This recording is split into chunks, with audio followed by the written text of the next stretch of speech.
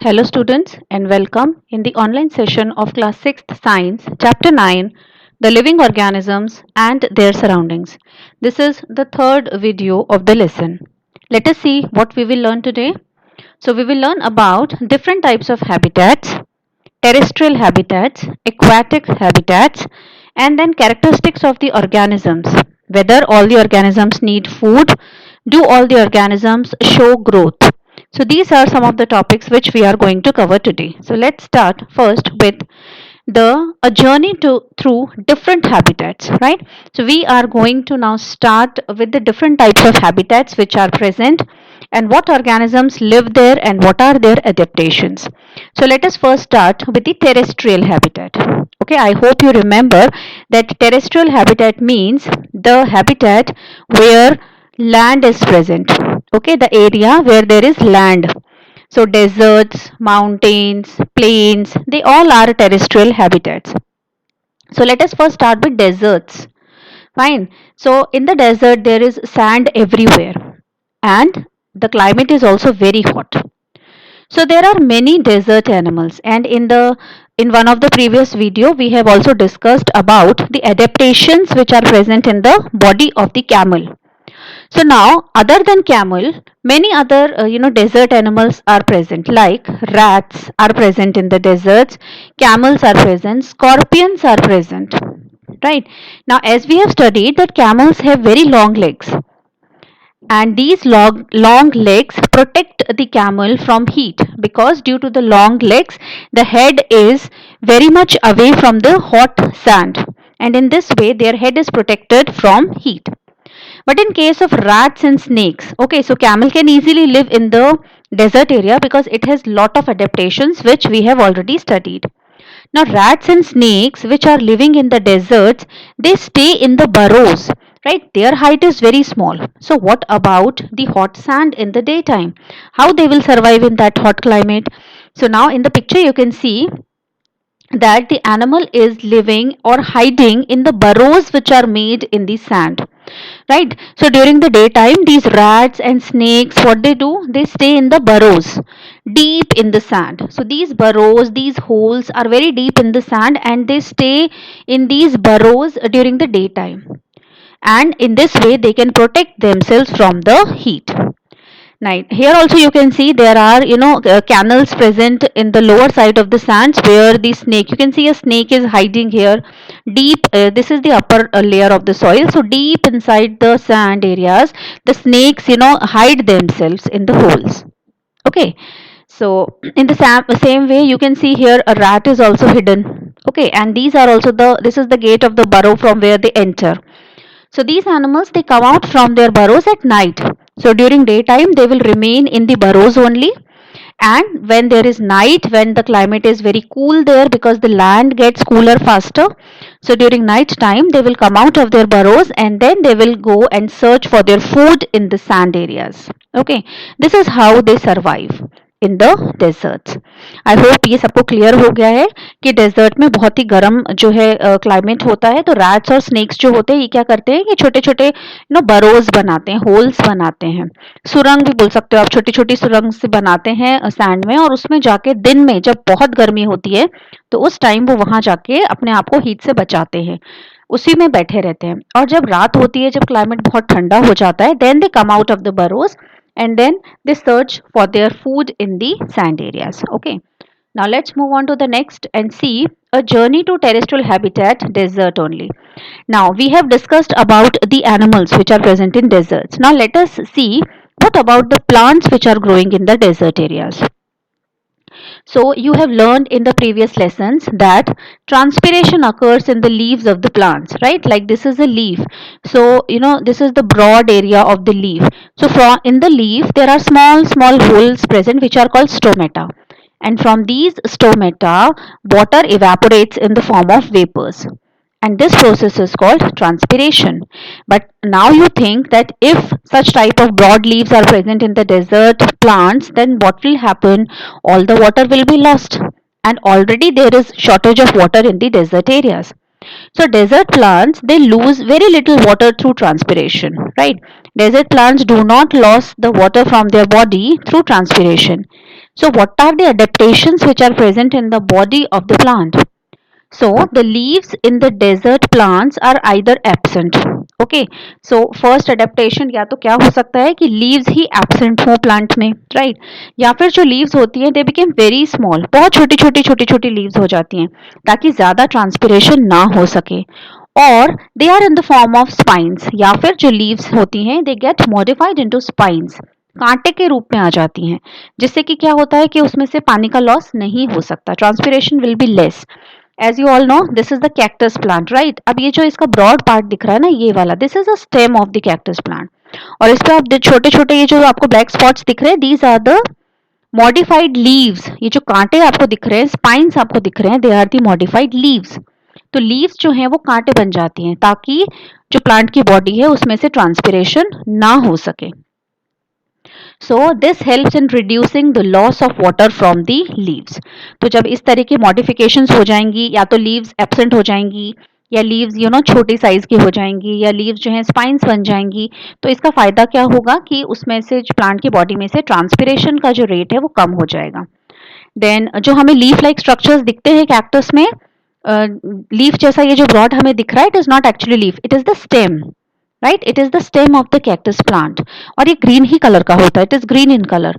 तो जो फोटोसिंथेसिस होता है, वी नो दैट फोटोसिंथेसिस कौन से पार्ट में होता है? ग्रीन कलर के पार्ट में होता है, क्योंकि वहां पे क्लोरोफिल होता है.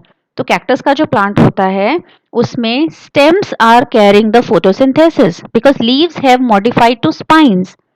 So stem will go for photosynthesis. In the stem, photosynthesis will occur. Now most of the desert plants, they have roots that go very deep in the soil. Right? ये जो desert plants होती हैं, इनकी जो roots होती हैं वो बहुत अंदर तक soil में होती है. And why they are so deep? Because they are searching for water. Roots को क्या चाहिए? Roots have to absorb water from the soil. तो उनको पानी नहीं मिलता तो वो और नीचे grow करती जाती हैं soil में, and they go very deep inside the soil only to absorb the water, right? So these are some of the adaptations of the plants which are found in the desert areas. Now let us move on to the next slide and see a journey to the terrestrial habitat mountain areas. Now we will learn about mountain areas. Mountain areas में जो plants होते हैं उनमें क्या adaptations हैं, mountain areas में जो animals होते हैं, what are the adaptations in their body. So let's see in the mountain area. So the mountain areas, they are very cold areas, right? They are very snowy. Snow is present there, and they are windy also. A lot of wind is blowing in these areas. Okay, तो बहुत ठंडा होता है mountains पे. So there are different kinds of plants, trees, animals. तो अलग अलग तरह के animals, plants, trees यहाँ पे देखने को मिलते हैं. Here the trees are mainly cone shaped. Okay, देखो यहाँ पे आपको जो tree दिख रहा है, the tree you can see in the picture.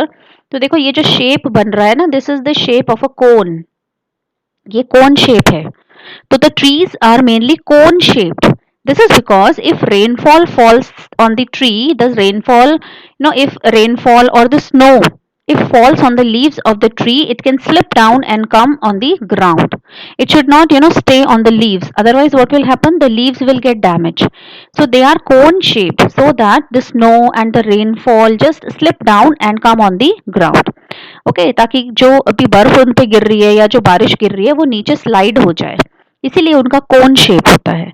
And animals, you better know that animals की बॉडी के ऊपर क्या होता है, they have a thick skin, fat होता है जिसमें फैट लेयर होती है so that the body remains warm, and then to protect from the cold they have fur present on their body, so this fur also protects them from the cold. And examples, yak, this is the picture of a yak. Okay, you can see a lot of fur present on the body of the yak.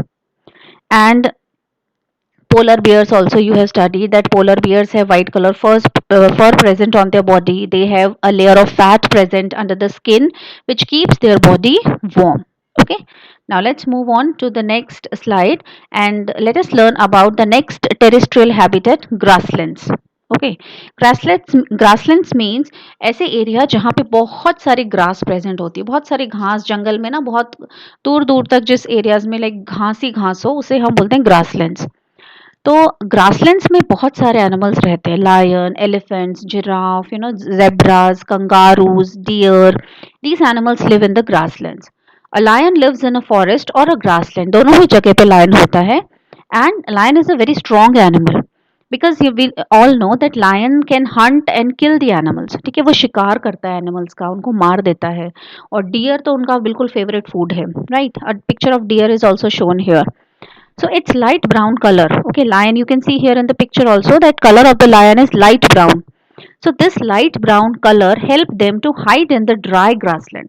देखो ये सूखी हुई घास है, वो भी कैसी होती है, ब्राउन कलर की होती है। तो लायन का जो कलर है वो भी ब्राउन कलर का है, light brown. So because of that Lions can easily hide in the grasslands, वो इजीली छुप सकते हैं वहां पे, ठीक है, और छुप के शिकार करते हैं। लायन जो है वो छुपता है और फिर वो अपने जो प्रे है, जो उनका शिकार होता है प्रे, उसको मारता है, राइट। तो ये हो गया लायन की अडेप्टेशन की, लायन का जो कलर है वो लाइट ब्राउन है, जिससे वो इजीली छुप सकते हैं। Then what about deer? Deer भी फॉरेस्ट एरियाज में रहते हैं, ग्रासलैंड्स में होते हैं। अब देखो जो डियर है ना, एक हर्बीवोरस एनिमल है, means they eat the grasses and the plants. तो डियर के जो टीथ होते हैं they are very strong, right, क्योंकि उनको क्या करना है, प्लांट की स्टेम्स को चबाते हैं वो, और पत्तियों को चबाते हैं, सूखी हुई लकड़ियों को चबाते हैं थोड़ा थोड़ा, तो उनके जो टीथ होते हैं ना वो बहुत ही स्ट्रॉन्ग होते हैं। Then a deer needs to know about the presence of predators. अब देखो जैसे लायन थोड़ा पास आने लगता है, डियर को आवाज आ जाती है और वो तुरंत वहां से भागते हैं। ओके, सो उनके क्या होते हैं कि उनका जो हियरिंग पावर है डियर्स का वो बहुत ही स्ट्रांग होता है। They have long ears to hear the movement of the predators, ठीक है। उनके बहुत ही देखो यहाँ पे लंबे लंबे से कान होते हैं, जिससे वो इजीली बहुत हल्की सी आवाज को भी सुन सकते हैं, and immediately they can run away. Okay, वो ताकि वो आसानी से वहां से भाग सकते हैं। और डियर की जो स्पीड होती है रनिंग की वो भी अच्छी होती है, बट लायन से ज्यादा नहीं। लायन की स्पीड जो है it is much more than deer. Okay, so these are some of the adaptations of the animals which are found in the grasslands. Now let us move on to the next slide and see the aquatic habitat. Okay, oceans. Aquatic मतलब पानी वाले जो भी हमारे habitats हैं जहाँ पे living organisms होते हैं। तो oceans में आपको पता है कितने अलग अलग टाइप के and beautiful creatures are found. So there are many aquatic animals like squids. So you can see this picture here, right? This is the picture of a squid. ये animal को squid बोलते हैं। And you all know ये वाला picture जो है it is of an octopus. Then whale fishes are found, dolphin is found, whale fishes are found in the oceans also. So they stay, ये जो octopus और ये जो squids होते हैं ना, they stay deeper in the ocean. ये जो है ऊपर नहीं होते हैं, ये ऊपर की surface पे नहीं होते हैं water में, they are present deep in the ocean, बहुत नीचे होते हैं सी बेड पे, ठीक है, जहां पे बिल्कुल सतह आ जाती है ना, नीचे सरफेस पे होते हैं। एंड जो भी प्रे इनकी तरफ आता है, जो भी इनका शिकार होता है, वो they you know sit very quietly and calmly at a place, और जब जो उनका प्रे है वो इनके बहुत करीब आ जाता है, then they immediately catch the prey, right. इस तरह से ये अटैक करते हैं। तो आपको पता है कि पानी में जितने भी एनिमल्स होते हैं जनरली उनका शेप कैसा होता है, स्ट्रीम लाइन शेप होता है। We have discussed about the streamline shape, ठीक है। कॉर्नर्स पे से जो बॉडी है वो नैरो होती है, एंड सेंटर में से बॉडी जो है वो ब्रॉड होती है। इस शेप को हम बोलते हैं स्ट्रीम लाइन शेप। सो ये जितने भी एनिमल्स हैं जो एक्वाटिक एनिमल्स हैं, they all have a streamline shape and they all have gills to breathe. जैसे फिशेस की गिल्स होती हैं वैसे बाकी एनिमल्स के भी गिल्स होते हैं फॉर ब्रीथिंग। बट जो डॉल्फिन्स होती हैं एंड वेल्स होती हैं, ये I think we have discussed it previously also, that dolphins and whales do not have gills. Okay, इनके क्या होता है, दे ब्रीथ थ्रू नॉस्ट्रल्स। जैसे हमारे नॉस्ट्रल्स होते हैं, हमारे नोज की ओपनिंग्स होती हैं, सो दे ऑल्सो हैव नॉस्ट्रल्स। और यहाँ पे आप देख सकते हो, ये देखो ओपनिंग्स हैं, इनको बोलते हैं blow holes, blow holes, right. तो जब ये जो वेल्स और जो डॉल्फिन्स है ना, when they are completely in the water, they do not breathe, ये विदाउट ब्रीदिंग पानी में रहती हैं। एंड फिर after some time they will come on the surface of the water like this, पानी से थोड़ी सी बाहर निकलती हैं, और ये जो ब्लो होल है ना, यहाँ से oxygen goes inside and CO2 comes outside. इस तरह से ये ब्रीथ करती हैं एंड फिर वापस पानी में चली जाती हैं। And when they go inside the water then they do not breathe, so they can stay inside the water for a long time without breathing. बिना ब्रीदिंग के, बिना सांस लिए पानी में बहुत देर तक रहती हैं, और फिर थोड़ी देर बाद ऊपर आती हैं और फिर एक साथ बहुत सारी ऑक्सीजन अंदर ले लेती हैं, एंड CO2 को एकदम पानी के फ्लैश के साथ ऊपर ऐसा फवारा जैसे फाउंटेन निकलता है वैसा स्प्रिंकल होता है पानी इस ब्लो होल से, और सारा जो CO2 है it is given outside, right. So these are the adaptations of the aquatic animals. Now let's move on to the next one and see the aquatic habitat, ponds and lakes. Ponds and lakes में कैसे animals और plants होते हैं। तो देखो some of the plants have their roots fixed in the soil below the water. जैसे आप यहाँ देख रहे हो ये कुछ प्लांट्स हैं जिनके जो रूट्स हैं वो पानी के अंदर जो जमीन है, जो बेड है पानी के नीचे, जो सरफेस है लैंड सरफेस है वहां पे हैं, और ये आधे प्लांट्स कहाँ है, पानी के बाहर हैं। तो कुछ ऐसे एक्वेटिक प्लांट्स होते हैं जो आधे पानी के बाहर होते हैं, लेकिन कुछ ऐसे होते हैं जो कि कंप्लीटली पानी के अंदर होते हैं। ठीक है, अब जैसे ये वाले जो यहाँ दिख रहे हैं इनकी रूट्स पानी में है, लेकिन बाकी का जो स्टेम है it is above the surface of water. So in aquatic plants roots are much reduced in size, छोटी छोटी रूट्स होती हैं एक्वेटिक प्लांट्स की, और उनका जो मेन फंक्शन होता है it is only to hold the plant in a place. सिर्फ प्लांट को ना एक जगह खड़े रखना ही उनका जो है मेन फंक्शन है। और जो इन प्लांट्स की जो स्टेम्स होती हैं वो लॉन्ग होती हैं, लंबी होती हैं, हॉलो होती हैं, अंदर से खाली होती हैं, हॉलो एकदम लाइट इन वेट होती है, राइट। और जो स्टेम्स होती हैं they grow up to the surface of the water, और जो स्टेम है वो ग्रो करके इस तरह से पानी के ऊपर तक आ जाती हैं। But some of the aquatic plants they are submerged in water. Submerge का मतलब पूरे पानी में डूबे हुए होते हैं कुछ प्लांट्स। देन एनिमल्स की बात करें तो फ्रॉग्स जो होते हैं वो पानी में भी रहते हैं और लैंड पे भी रहते हैं। एंड फ्रॉग के बारे में हमने ऑलरेडी पढ़ा है कि फ्रॉग जो होता है वो जब पानी के अंदर होता है तो अपनी स्किन से ब्रीथ करता है ना, और जब वो पानी के बाहर होता है तो यहाँ पे उसके लंग्स होते हैं, तो लंग्स से ब्रीथ करता है। ओके, और आप देखो ये जो फ्रॉग्स के पीछे वाले पैर होते हैं दे आर वेरी स्ट्रॉन्ग। जो ये बैक वाले लेग्स हैं दे आर वेरी स्ट्रॉन्ग, क्योंकि इनको यूज करके जो फ्रॉग्स होते हैं दे लीप, एकदम उछलते हैं, हॉप करते हैं, इस पे वेट आता है सारा। तो ये वाले जो लेग्स होते हैं ना they are very strong. So these legs help them in leaping and catching their prey. एकदम से जोर से उछल के अपने प्रे को, अपने शिकार को ये पकड़ लेते हैं। So that's why their legs are very very strong. और इनके जो फीट्स होते हैं, देखो ये जो फीट्स है यहाँ पे आप देख रहे हो, ये जो फीट्स होते हैं ना इनके दे आर वेब्ड फीट्स। मतलब ये देखो ये इस तरीके से इनके फीट है, तो यहाँ पे बीच में इस तरह से जाली लगी होती है, वेब। तो इस तरह से जाली लगे होने से क्या होता है कि वो these webs help them to swim in water. जब वो पानी में होते हैं तो इन वेब्ड फीट्स की वजह से, वेब्ड फीट्स की वजह से they can easily swim in water. Okay, so these are the adaptations. Now let's move on to the next slide and see, do all organisms need food?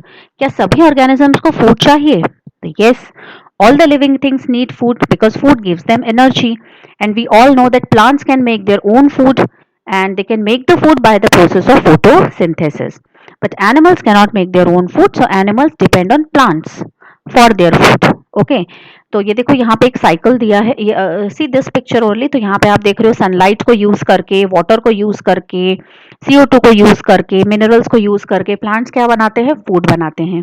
तो ये photosynthesis है, और फोटोसिंथेसिस के बाद oxygen gas जो है it is given outside.